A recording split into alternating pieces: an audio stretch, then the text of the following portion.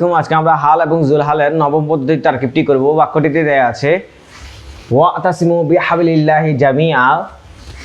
আমরা জানি ওয়াতাসিমু হচ্ছে ফেলে আমরের সিগা। আমরা জানি ফেলে মাজি এবং মোজা রেখে আমরা যেরকম 2 সিগা এবং 12 সিগা দুইটা ভাগে ভাগ করি, কিন্তু আমরের সিগাকে আমরা কি করি না, এই 2 ভাগে ভাগ করি না।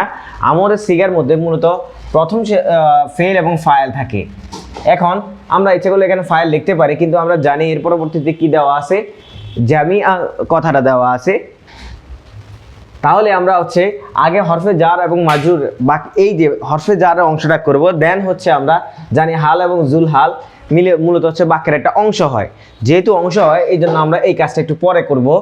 যেহেতু আমরা দেখতে পাইতেছি যে বা হচ্ছে হরফে জার, আমরা জানি বাউতা কাফালাম ওয়া মুনজু মুসকালা রুব্বা হাসামিনা আদাফি আনা আলা হাত্তাইলা, এটা হচ্ছে হরফে জার। হরফে জারের পরবর্তী যদি একটা শব্দ আসে তাহলে এটা মাজরুর হয়ে যায়, আর যদি দুইটা শব্দ আসে মাউসুফ সিফাত কিংবা মুদাফ ইলাইহির মাধ্যমে, তাহলে এই দুইটা শব্দ মিলে হরফে জারের পরবর্তীতে মাজরুর হবে। এখন এখানে যেহেতু হাবলুল্লাহ বিহাবলিল্লাহ দেওয়া আছে, আমরা জানি হাবলুন আর আল্লাহ, আল্লাহ শব্দটা হচ্ছে আলাম। নাকেরা পরবর্তী যদি আলাম আসে, দমির আসে কিংবা আলিফলাম যুক্ত শব্দ আসে, তাহলে প্রথম অংশটা হয় মুদাফ, দ্বিতীয় অংশটা হয় মুদাফ ইলাইহি। মুদাফ ইলাইহি বাক্যের একটি অংশ হয়, এটা কোনো পরিপূর্ণ অংশ হতে পারে না। যদি মুদাফ ইলাইহি বাক্যের প্রথমে আসে তাহলে এটা মুবতাদা হবে, মুবতাদার পরবর্তীতে যদি আসে তাহলে এটা খবর হবে, ফেলে পরবর্তীতে যদি আসে তাহলে এটা ফাইল হবে, ফাইলে পরবর্তীতে যদি আসে তাহলে এটা মাফুলে বিহি হবে, আর হরফে জারের পরবর্তীতে যদি আসে তাহলে এটা মাজরুর হবে। যেহেতু হরফে যারা পরে মুদাফ এবং মুদাফ ইলাইহি আসছে, তাহলে আমরা জানি এখানে কি হবে, এই মুদাফ এবং মুদাফ ইলাইহি মিলে মাজরুর হবে। এখন আমরা জানি জামিআ এটা হচ্ছে হাল।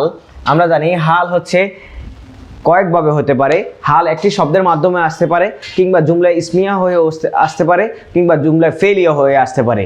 হালের মধ্যে স্বাভাবিকভাবে আমরা জানি ফাইলুন, মাফউলুন, মাফআলুন, মিফআলুন, আফআলু এবং ইসমে ফাইল, মুবালাগা এবং সিফাতে মুশাব্বার যেই ওজনগুলো আছে এইভাবে যদি আসে তাহলে এটা হাল হবে। এখন হালের আর জুলহাল আগের যে অংশটা আছে, জুলহালটা হয়তো ইসমে জহের হবে অথবা দমির হিসেবে আসবে, আর হাল এবং জুলহাল মিলে বাক্যের একটা অংশ হবে। যদি এর আগে ফেল থাকে তাহলে হবে ফাইল, আর থাকে তাহলে হবে মাফউল। এখন আমরা যেহেতু এখানে ওয়াও আর ইয়েটা, আমরা এটাকে হচ্ছে জুলহাল ধরবো।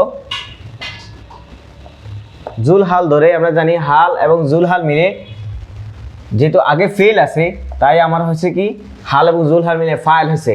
এখন আমরা জানি ফেল ফাইল এবং হরফে জার আর মাজরুর যেটা হয়েছে, আমরা জানি হরফে জার আর মাজরুর মিলে হয় মুতাআল্লাক।